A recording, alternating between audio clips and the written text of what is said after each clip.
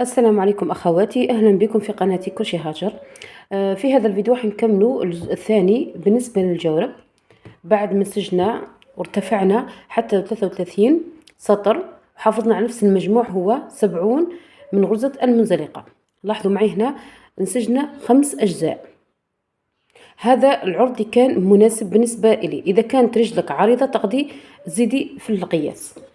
الآن نكمل ونرتفع إلى الحلقة 34. الآن بعد ما عملت سلسلة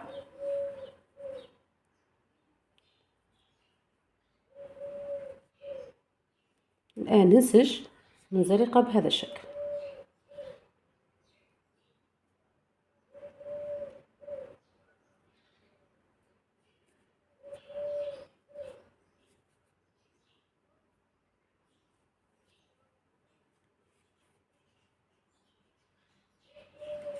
راح ننسج 68 منزلقة على طول السطر حتى نصل إلى هذه النقطة.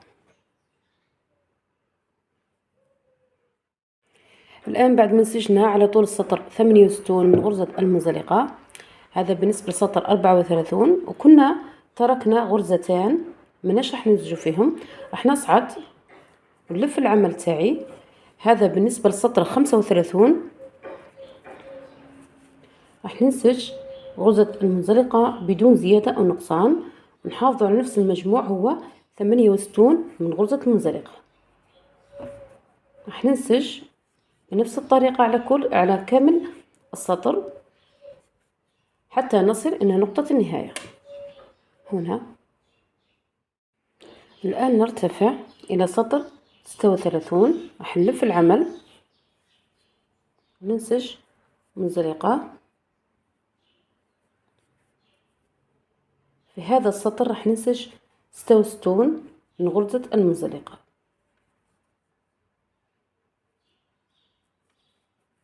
بهذه الطريقة على كامل السطر حتى نصل إلى هذه النقطة.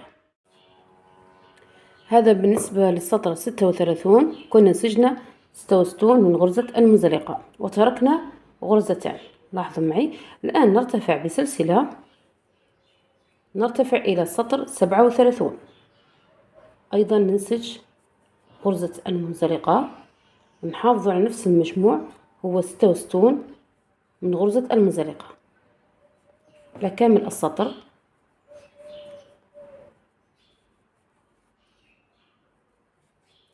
بهذا الشكل حتى نصل إلى هذه النقطة، نقطة النهاية. نرتفع إلى سطر 38، نعمل سلسلة، ننسج غرزة المنزلقة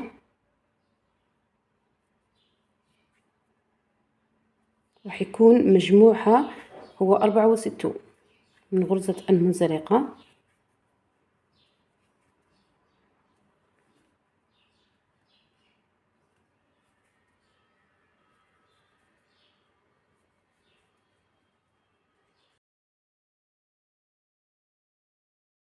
على كل السطر حتى نصل إلى هذه النقطة. بعد ما نسجنا في السطر 38 نسجنا 64 من غرزة المنزلقة، وكنا تركنا غرزتان. الآن نرتفع بسلسلة إلى السطر 39، أيضا راح ننسج عادي بدون زيادة أو نقصان، نحافظ على نفس المجموع هو 64 من غرزة المنزلقة. تحصلوا على هذا الشكل حتى نصل إلى نقطة النهاية. نرتفع إلى سطر 40، نعمل سلسلة وننسج غرزة المنزلقة على كل السطر. المجموع هو 62 من غرزة المنزلقة بالنسبة للسطر 40.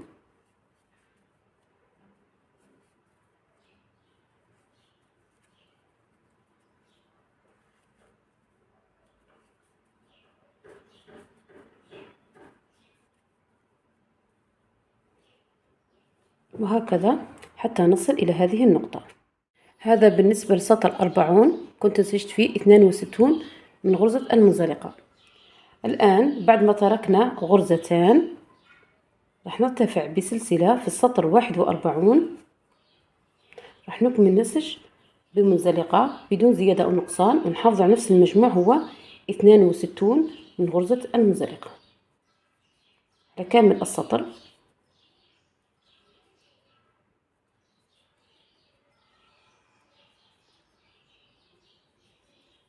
راح نكمل النسج حتى النهاية. لاحظوا معي 5 أجزاء، عندنا 1 2 3 4 5. الآن بعد ما نسجنا في السطر 41، الآن نرتفع إلى السطر 42. في هذا السطر راح نرسم هذا الخط، لاحظوا معي، لغلق الأجزاء، نوصل بهم هذو الأجزاء.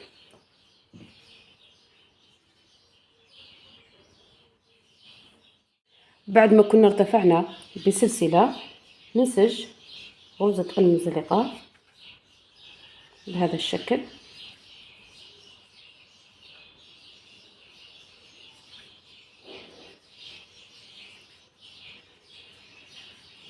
بهذه الطريقة حتى نصل إلى هذه النقطة.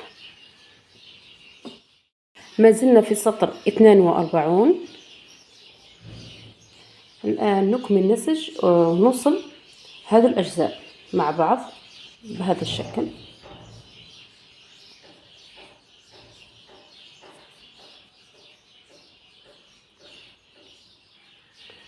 الآن نوصل هذه النقطة، حندخل الكروشيه هنا ونوصل مع السطر السفلي بهذا الشكل، نسج منزلقة في كل سطر ننزل ليه كنا تركنا غرزتين. الآن نوصل، لاحظوا معي هنا بهذا الشكل، ننسج منزلقة 1 2.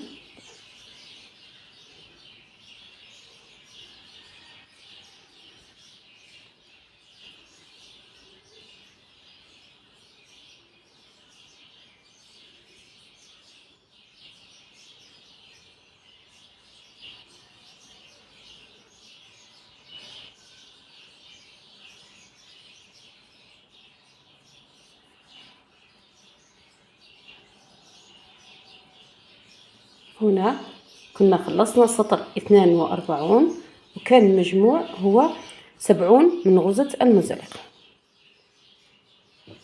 الآن نرتفع بسلسلة ونلف العمل. هذا بالنسبة لسطر 43. راح ننسج منزلقة على كل السطر، وراح نحافظ على نفس المجموع هو 70 من غرزة المنزلقة بهذه الطريقة حتى نصل إلى النهاية. نرتفع إلى السطر 44 وننسج منزلقة.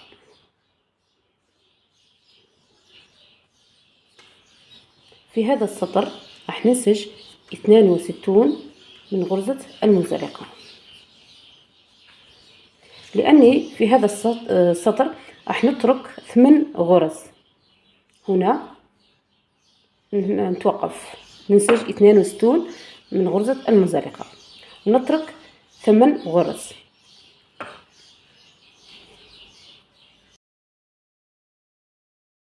ما زلنا في السطر 44 ونسجنا 62 من غرزة المنزلقة.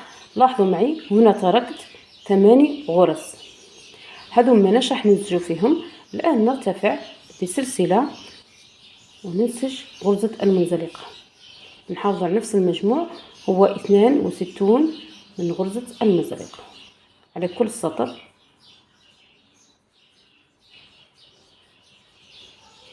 هذا الشكل حتى نصل إلى النهاية.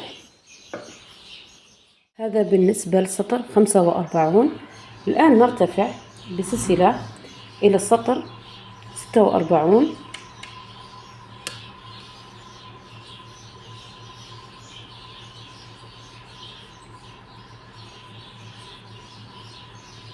ننسج منزلقة في هذا السطر، راح ننسج 64.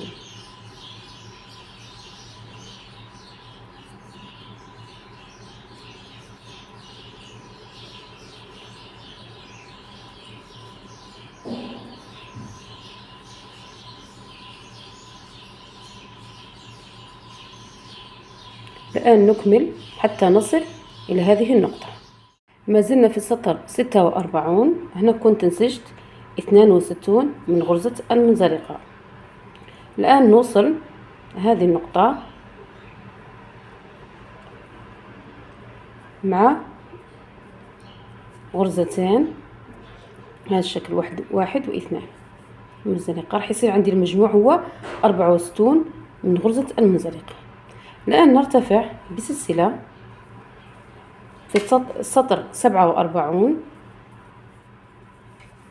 راح ننسج غرزة المنزلقة بدون زيادة أو نقصان، ونحافظ على نفس المجموع هو 64 من غرزة المنزلقة.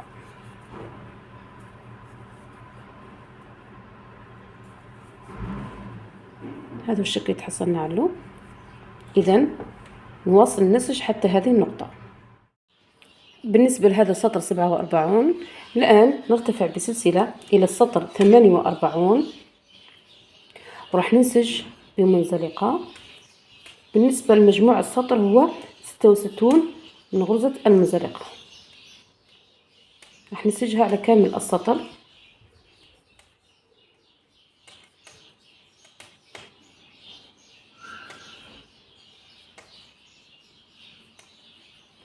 حتى نوصل إلى هذه النقطة. ما زلنا في السطر 48 بعد ما نسجنا 64. الآن نوصل بهذا الربط في هذه النقطة، ندخل الكروشيه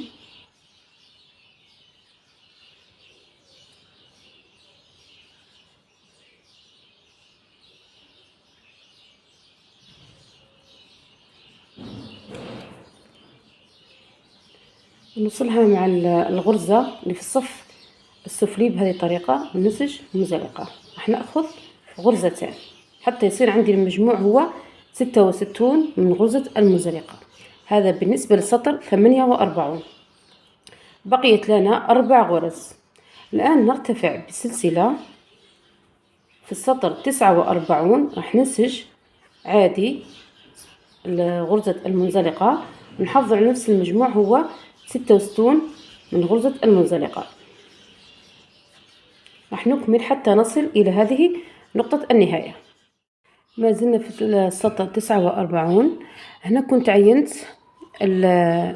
لكي ننسج الكعب المرة الثانية في الجهة المقابلة للجورب. راح ننسج الكعب، وراح نحدد النقطة من هنا، وكانت المسافة من هذه النقطة حتى هذه النقطة هو 26، وكنت حسبت هنا 26 منزلقة. لاحظوا معي: 1 2 3 4 5 6 7 8 9 10 11 12 13 14 15 16 17 18 19 20 21 22 23 24 25 و 26. هنا عينت بالمساك لأنه النقطة مقابلة له. بالنسبة للكعب في البداية لاحظت أنه سجنا 14 في البداية. بالنسبة للكعب الثاني أنا راح نبدأ بغرزتين ومن بعد نصعد حتى نصل للعدد 14. راح يكون عكس العمل اللي عملناه في الكعب الأول. لاحظوا معي الطريقة. هنا بعد ما عينا العلامة، الآن نرتفع إلى السطر 50.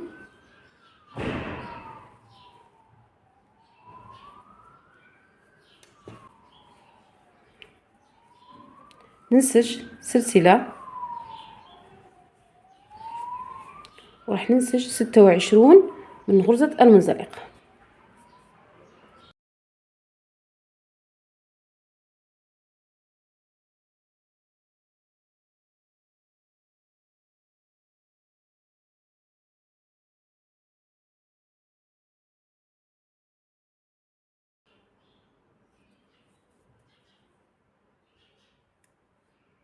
لما نوصل لهذه العلامة راح ننسج منزلقة ننسج غرزتين إضافيتين هنا منزلقة، 1 2 بهذا الشكل. الآن نعمل سلسلة ونلف العمل تاعي. راح ننسج في الغرزتين منزلقة 1 2 بهذا الشكل. نرتفع بسلسلة ونلف العمل. في هذا السطر راح ننسج 4، يعني راح ننسج الغرزة الأولى، الثانية، نوصل بين هذه النقطة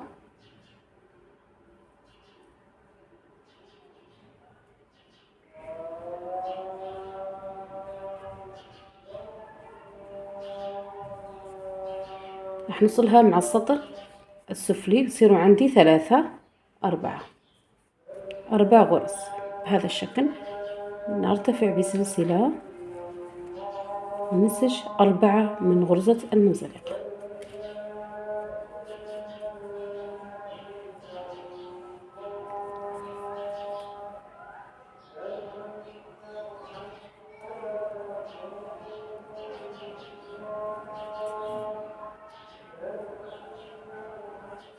بعد ما نسجنا هنا 4، الآن نرتفع بسلسلة وراح ننسج 6 من غرزة المنزلقة. هنا 1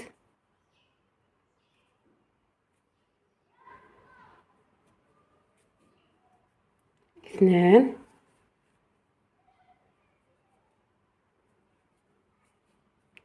3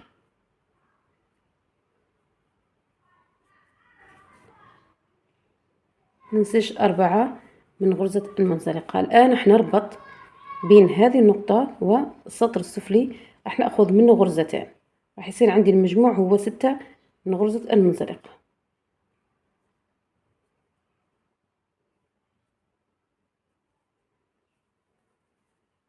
راح ننسج نأخذ غرزتين هنا 5 6 بهذا الشكل.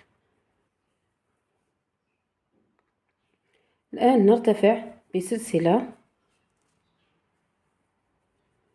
وننسج 6 من غرزة الإكس عادي ومنزلقة. عندنا 1 2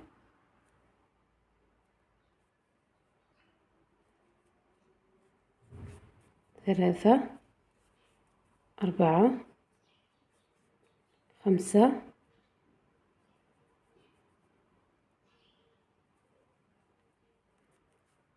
ننسج 6. الآن نرتفع بسلسلة، هنا راح ننسج 8، 1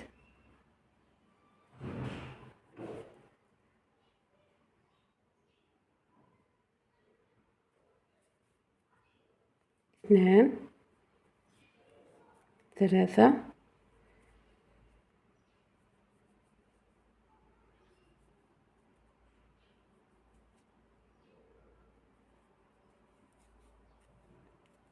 4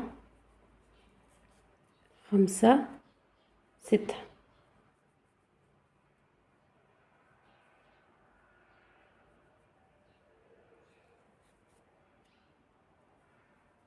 راح ننسج 6، نوصل بين هذه النقطة مع غرزتين في هذا السطر، يصيروا عندنا 7 8 غرز.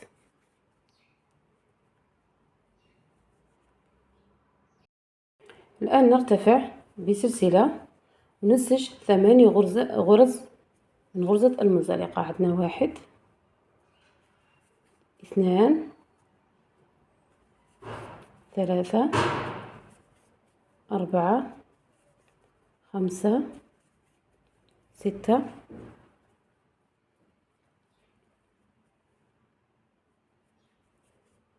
7 8.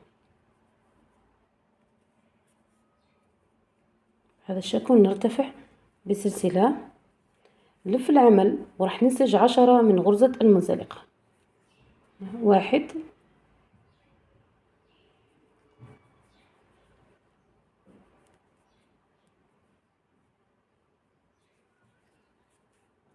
نسج 2 3 4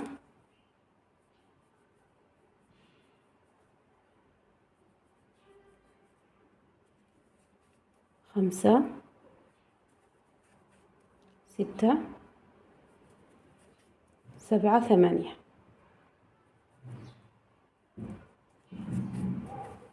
راح نربط بين هذه النقطة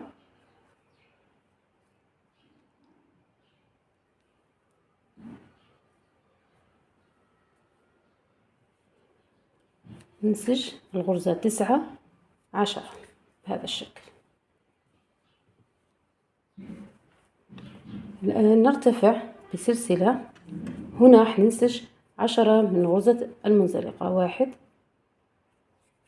2 3 4 5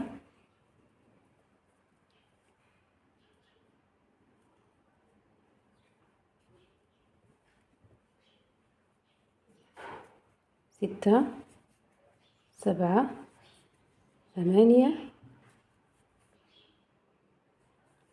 9 10. نرتفع بسلسلة، في هذا السطر راح ننسج 12، 1 2 3 4 5 6 7 8 9 10.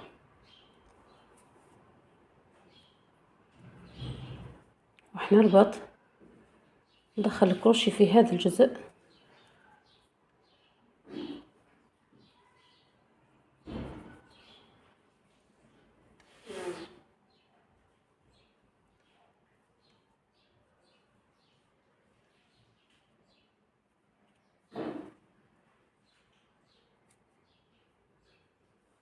راح نوصل هنا صاروا عندنا 10 11 12. بعد ما نسجنا 12 من غرزة المنزلقة، الآن نرتفع بسلسلة وراح ننسج 12 من غرزة المنزلقة عادي. عندنا 1 2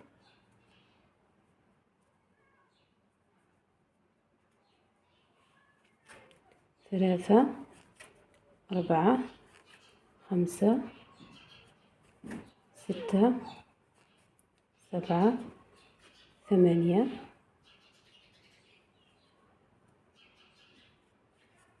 9 10 11 12.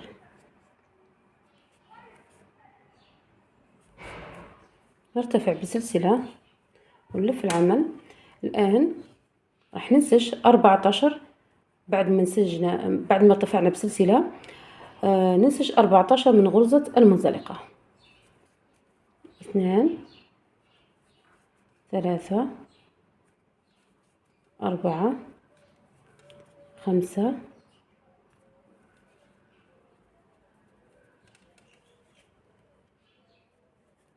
6 7 8 9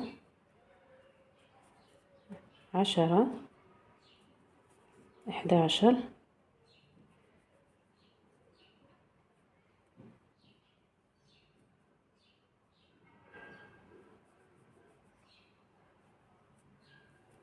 سجنا 12. نكمل نسج، نربط هذه النقطة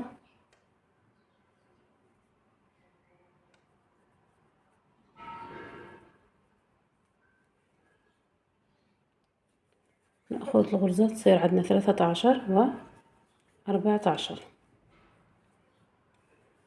الآن نرتفع بسلسلة، هنا آخر سطر لدينا هو 14 كما عملنا في الكعب المقابل، بديناها ب14 وننهيها ب14. الآن نكمل نسج 14 عادي. عندنا 1 2 3 4 5 6 7 8 9 10 11 12 13 و14. هذا هو شكل الكعب اللي تحصلنا عليه. الآن نرتفع بسلسلة.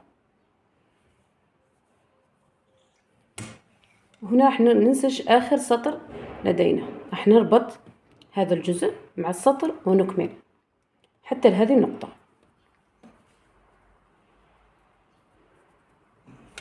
نرتفع بسلسلة ونكمل نسج بقية الغرز.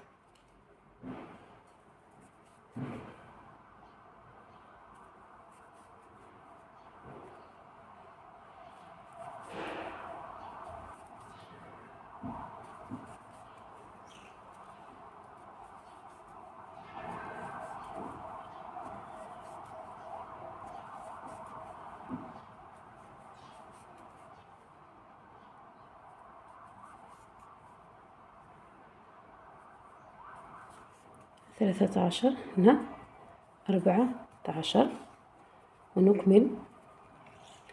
نربط هنا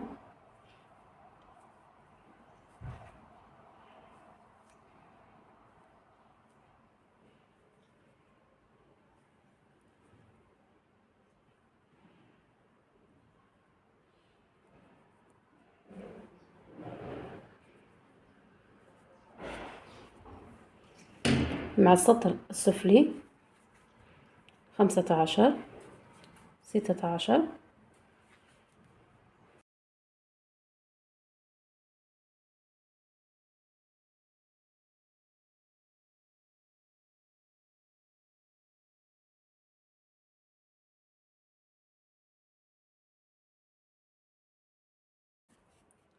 38 هنا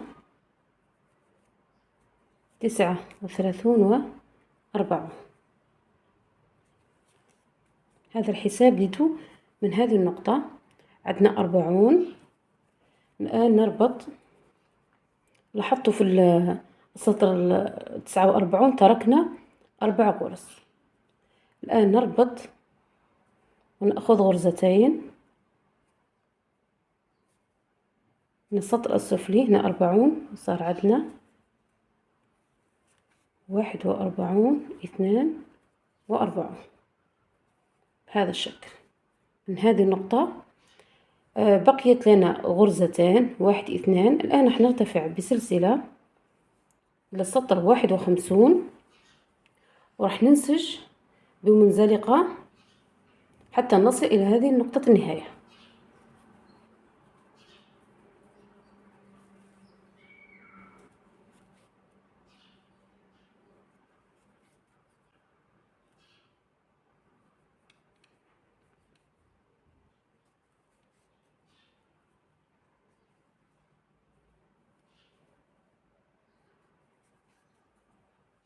ما زلنا في السطر 51. كنت هنا نسجت 42 من غرزة المنزلقة. في هذا الجزء راح ننسج كالتالي. راح نأخذ، لاحظوا معي الشكل، نأخذ هذه الغرزة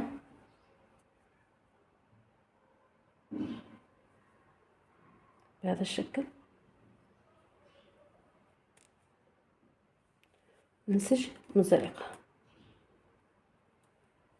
هذه المنزلقة الأولى. هنا ننسج المنزلقة الثانية أيضا هذا الجزء.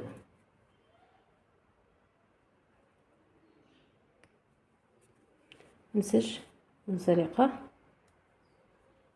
3 4. لاحظوا معي هنا في هذه النقطة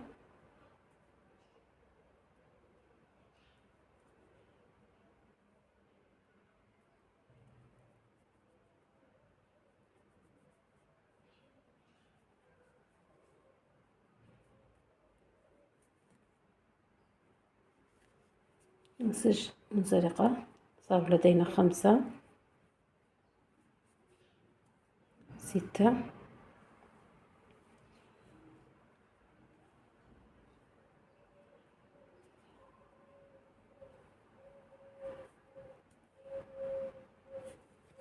نسج منزلقة 7 8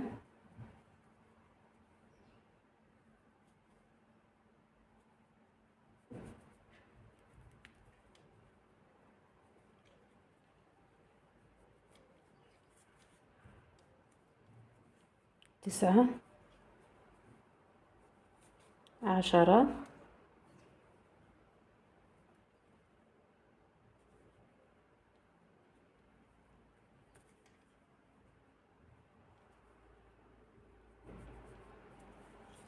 11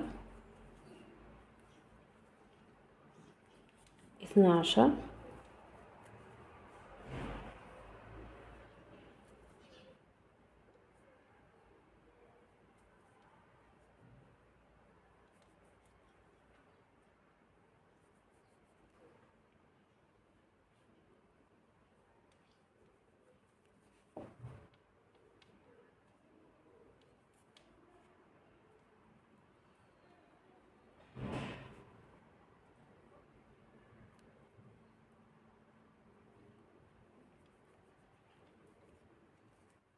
نسج غرزة 13 و14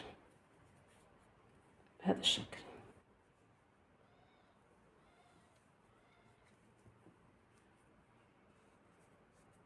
إذا نكمل نسج 26 من غرزة المنزلقة.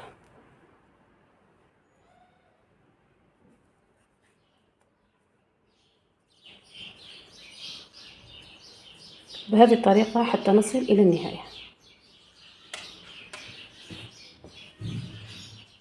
الآن بعد ما كملنا السطر 51 الآن نرتفع إلى السطر 52 راح ننسج عادي غرزة المنزلقة.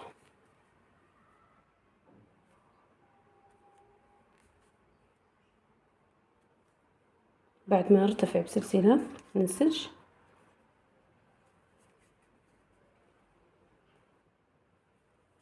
كامل السطر بهذه الطريقة. راح ننسج حتى نصل إلى هذه النقطة. زلنا في السطر 52 هننسج 82 من غرزة المنزلقة. وصلنا لهذه النقطة. الآن الغرزتين اللي تركناهم راح ننسجهم. راح نوصل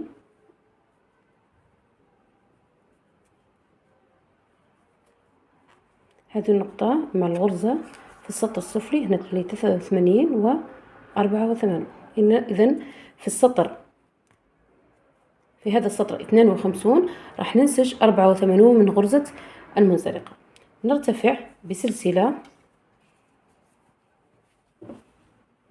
الآن بنفس الطريقة أيضا راح نكمل نرتفع من السطر 52 حتى السطر 55 ونحافظ على نفس المجموع هو 84 من غرزة المنزلقة. راح نبقى نصعد 3 أسطر 53 و 54 و 55. راح نرتفع ب3 أسطر ونحافظ على نفس المجموع هو 84 من غرزة المنزلقة.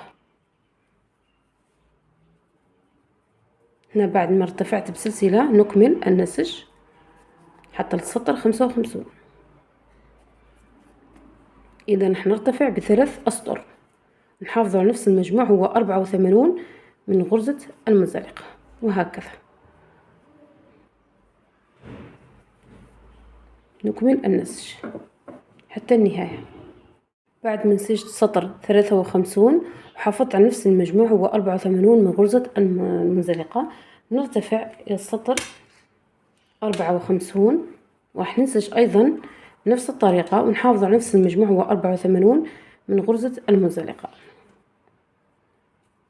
هذا بالنسبة للسطر 54.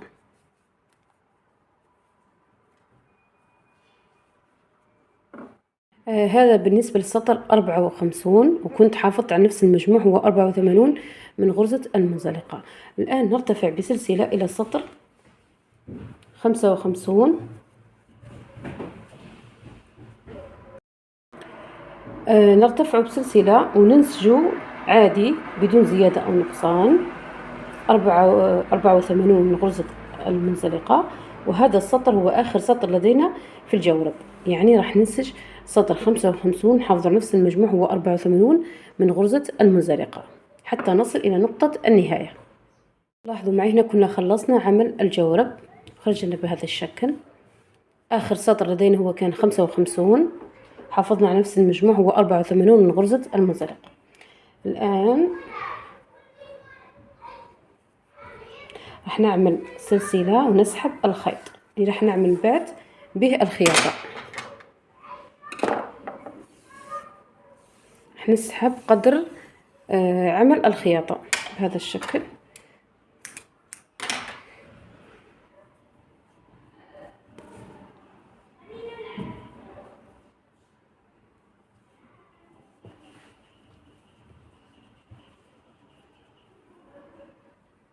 الآن راح نجمع الجورب مع بعض بهذا الشكل. إذا كان متوفر عندك هذه الإبرة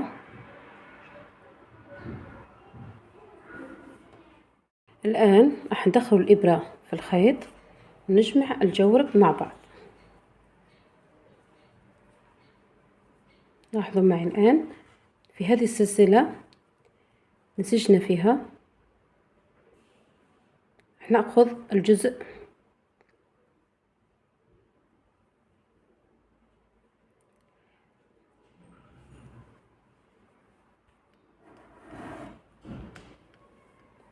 راح نأخذ هذا الجزء. لاحظوا معي بالنسبة للخيط الأحمر ما راح ندخل فيه الإبرة أبدا، راح نسحب الخيط بهذا الشكل. لاحظوا معي النسيجة راح تكون في بهذا المستوى في هذا الصف مع الصف مع الجزء المقابل. بعد ما سحبنا الخيط الآن راح نأخذ هذا الجزء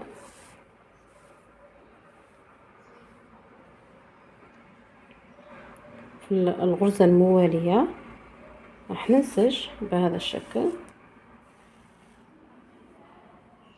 وندخل هنا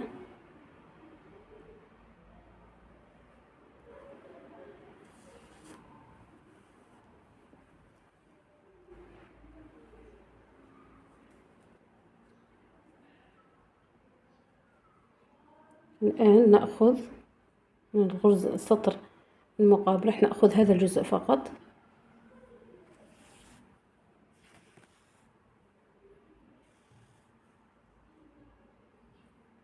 مع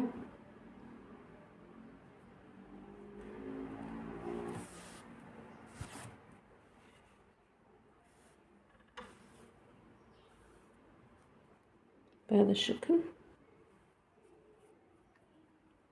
في الغرزة المقابلة نسحب الخيط هنا،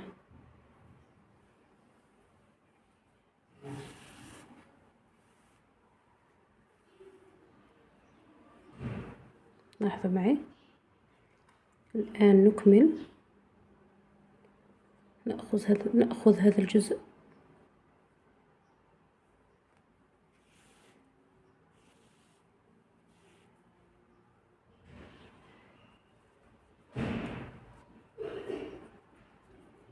ندخل الإبرة هنا في هذا الجزء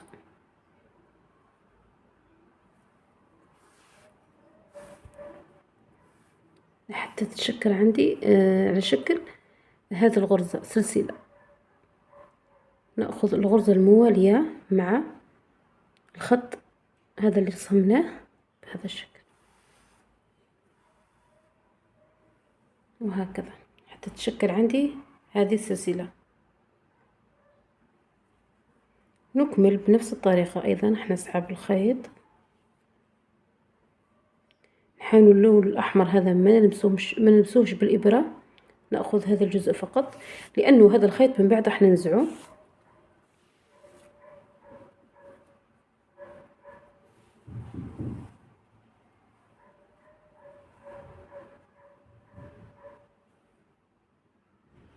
ناخذ هذا الجزء مع هذا الجزء،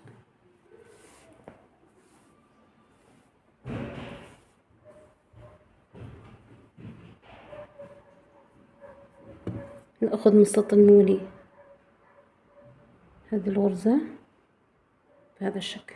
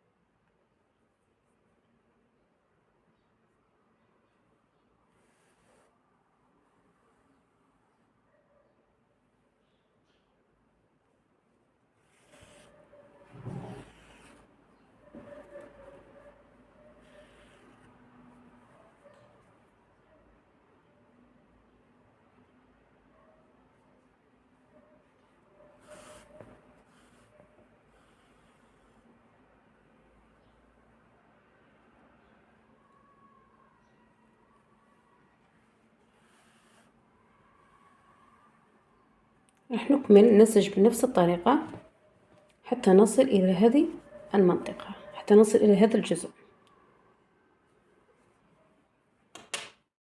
هنا بعد ما عملنا الخياطة خرجت لي بهذا الشكل، الجورب كأنه قطعة واحدة ولم تظهر عندي الخياطة.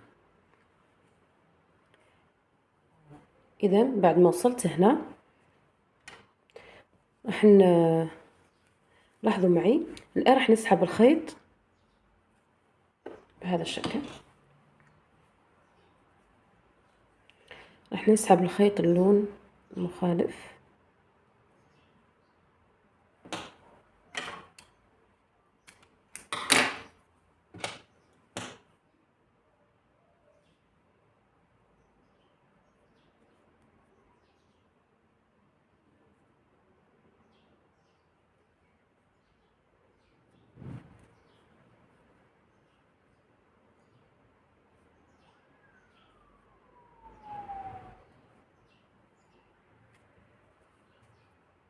راح نسحب الخيط. لاحظوا معي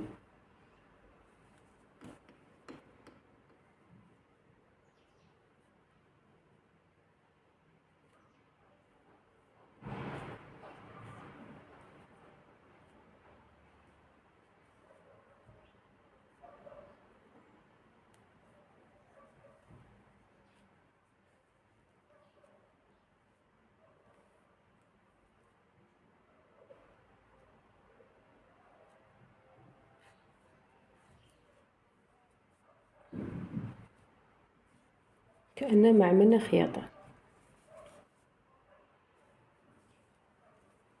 راح نكمل نزع الخيط.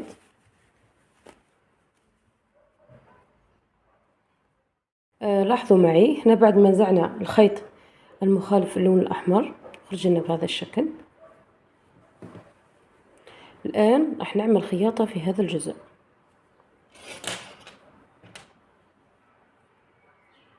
هنا عملت عقدة على الخيط، حنصاوبوا الأجزاء مع بعض بهذا الشكل.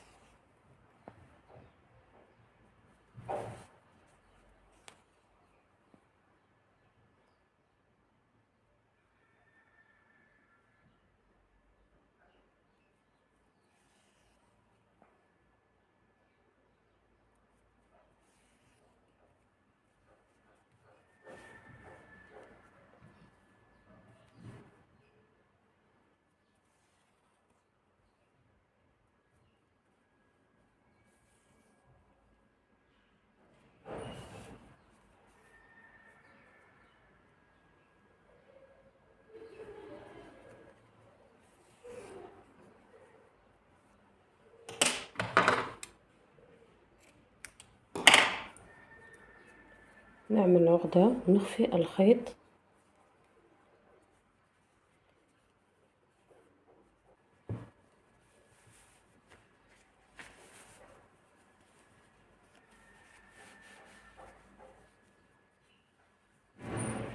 هذا الشكل اللي تحصلنا عليه.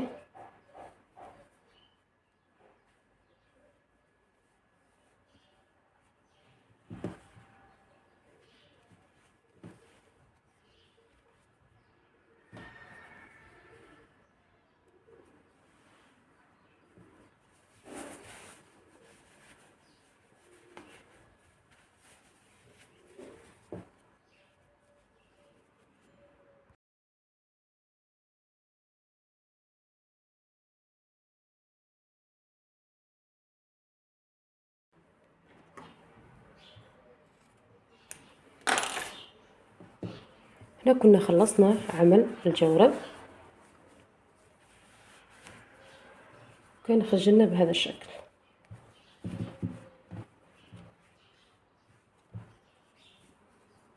مثل الداخل والخارج كقطعة واحدة، بدون أيضا ما تظهر عندنا الخياطة. إن شاء الله يكون نالت إعجابكم. أي سؤال أو استفسار اكتبوه لي في التعليق. ما تنسوش أخواتي اشتراك في القناة وتفعيل الجرس ليصلكم كل ما هو جديد بإذن الله. بالنسبة لهذا القياس كان 40. إذا حبيتوا نعملكم قياسات البقية مثل 36 و37 و38 و39 اكتبوا لي في التعليق، راح نحط لكم فيديو خاص بكل قياس. وفي طريقة نسجه أكيد راح تكون سهلة جدا، وفي نفس الوقت خدمته راح تكون حلوة، يعني ماكش راح تملي منه. وفي الخيط هنا أنا أخذ مني 2 كبوب. كان هذا الجزء الثاني للفيديو بالنسبة لهذا الجورب. أما الجزء الأول راح تلقوه في صندوق الوصف. أخواتي ما تنسوش لايك الفيديو واشتراك القناة ليصلكم كل ما هو جديد بإذن الله. السلام عليكم ورحمة الله تعالى وبركاته.